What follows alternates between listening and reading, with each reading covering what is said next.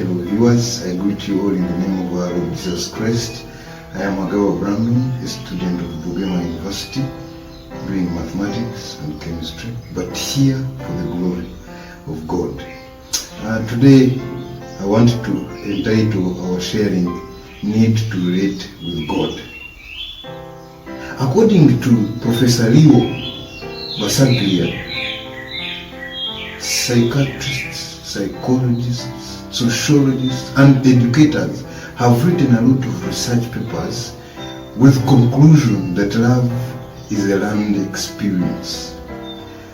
Many of us, even when we know that, are living as though love is something separate from humanity, at which some age it comes and as if there is no need to learn or to relate.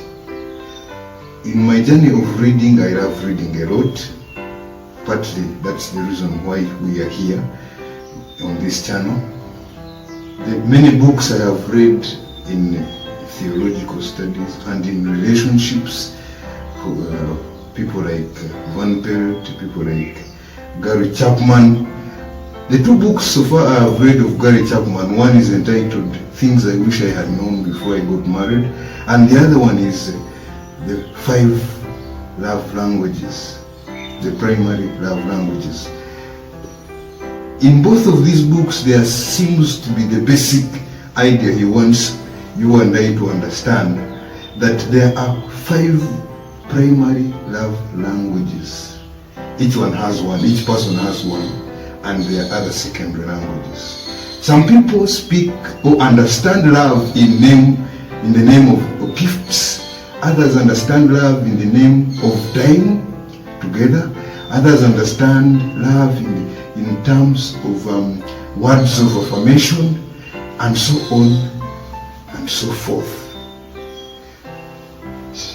Gary Chapman, in those two books, he tries to educate you and I that the reason as to why couples spend long time in marriage together and seem not to be giving up, apart from those about 50% who are breaking up, like in USA, it is because of the understanding in the primary love language. Husband understands the primary love language of the wife, and the wife understands and speaks the primary love language of the husband. So as they each speak and learn the love language of the other, they learn to live together more and more, and those who have understood each other's love language are likely to live more than the rest. Being Ugandan, I've listened to a lot that happens in music. There's a sing, and most of these singers have great passion for singing about love.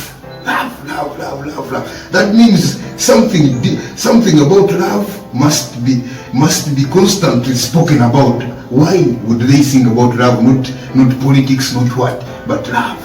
One singer has a song, Omugwano Gunyuma nga gutandika, that love is sweet and passionate when it is beginning, and as she continues in that chorus, she's like, but as love grows longer, somehow it starts becoming weak. But and also as it ends, I'm speaking of the song, as it ends, it is boring.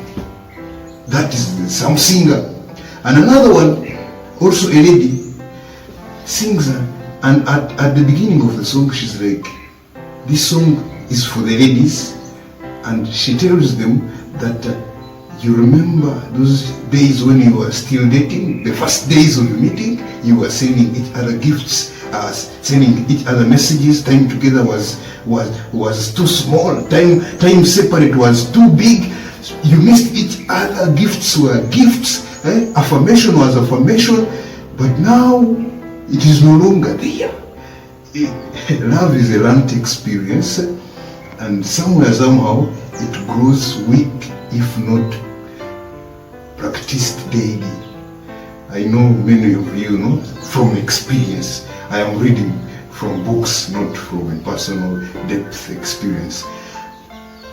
Likewise, the Bible doesn't leave us just like that. Also, God, our Maker and our King has something to tell us.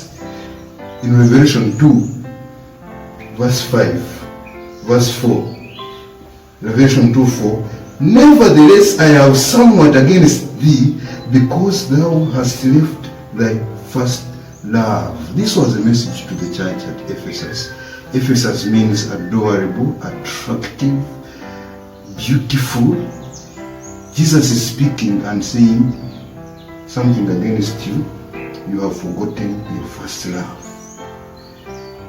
But there is a medication he gives. Remember therefore from whence thou art fallen, and repent, and do the first works, or else I'll come unto thee quickly, and remove thy candlestick out of his place, except thou repent. Remember therefore from whence thou art fallen, and repent, and do thy first works. You see, those times you had just known me, you were sending me messages, I was sending you, doing me service. Now you have grown cold. Go back. It was basically for the apostolic church, when they had just known that Jesus was the Messiah and had died for them. They were giving gifts to the poor, selling all they had for the poor. But now Jesus is saying, you have forgotten what you used to do then. They moved baptizing, even somewhere the Bible says these people had overturned the world upside down, but they had forgotten their first love. God needs us to relate with him.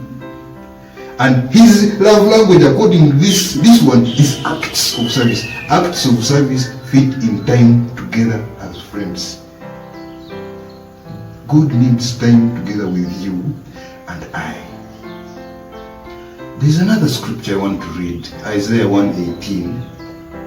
He says, come now, let us reason together.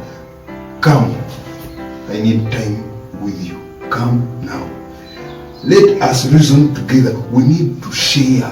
We need to share. We need to share. You need to know me. I need to know you more. Come now. Let us reason together, saith the Lord. Though your sins be as scarlet, they shall be as white as snow. Though they be red like crimson, they shall be as wool. Okay? There is something that will always stop us from coming to the Lord, and that is our sin. But he is saying, come now, I will remove the sin. We can relate therefore. He needs time with you and I.